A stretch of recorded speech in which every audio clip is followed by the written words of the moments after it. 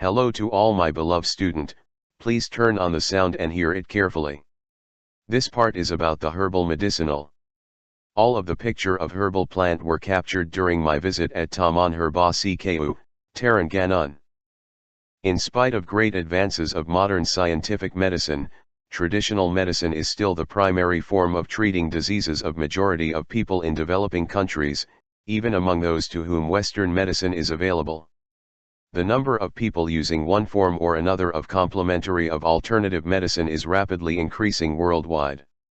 Moreover, increasing knowledge of metabolic process and the effect of plants on human physiology has enlarged the range of application of medicinal plants.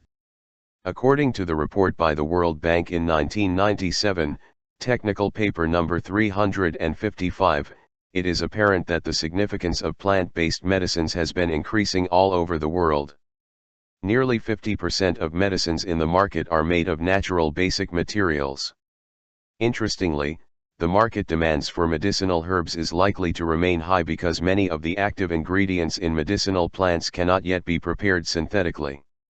The universal role of plants in the treatment of disease is exemplified by their employment in all major systems of medicine irrespective of the underlying philosophical premise.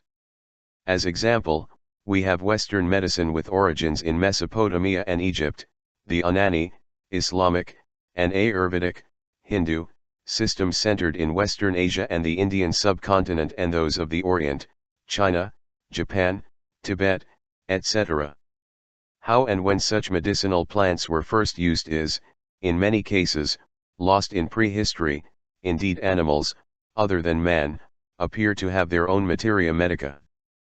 Following the oral transmission of medical information came with the use of writing, example the Egyptian papyrus Eber c. 1600 BC, baked clay tablets, some 660 cuneiform tablets c. 650 BC form Ashurbanipal's library at Nineveh, now in the British Museum.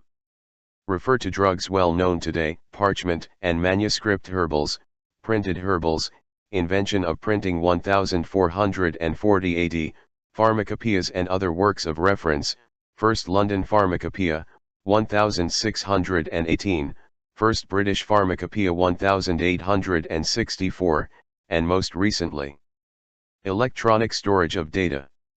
Similar records exists for Chinese medicinal plants, text from the 4th century BC, Ayurvedic medicine, Ayurveda 2500 to 600 BC, and Unani medicine, Kitab al-Shifa, the magnum opus of Avicenna, 980-1037 AD.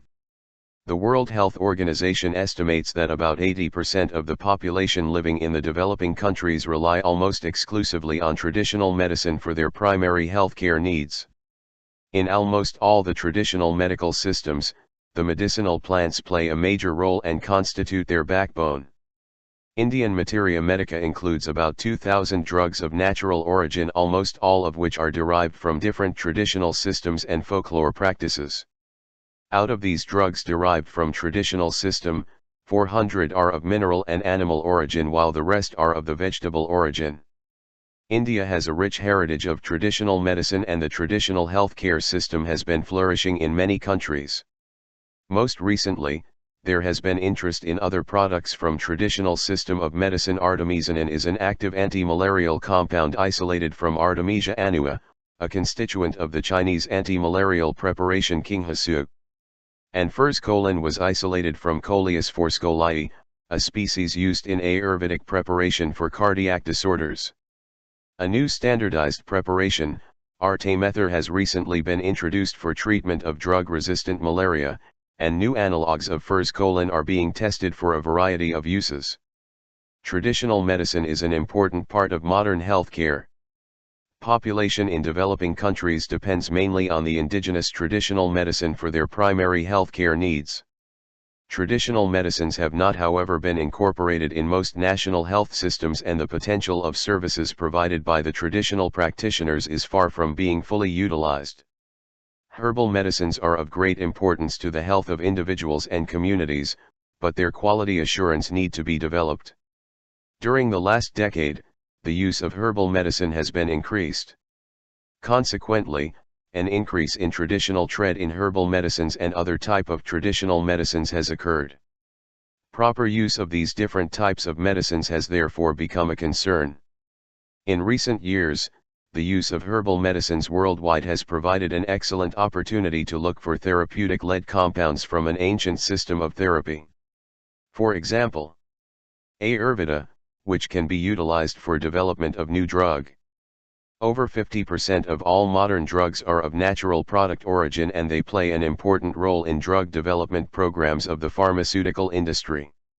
Epidemiological evidence suggests that dietary factors play an important role in human health and in the treatment of certain chronic diseases including cancer. Some dietary sources contain anti-tumor compounds, and such compounds are candidates for chemopreventive agents against cancer development.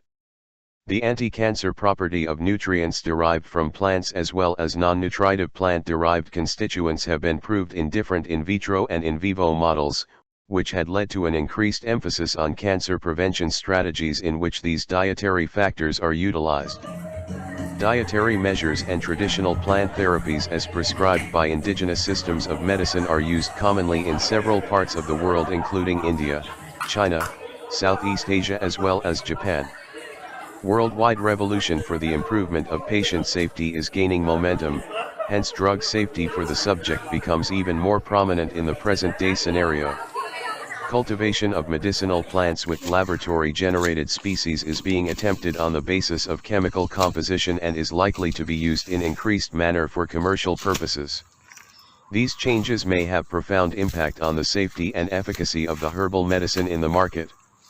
Hence, a mechanism is required to be put in place to address them.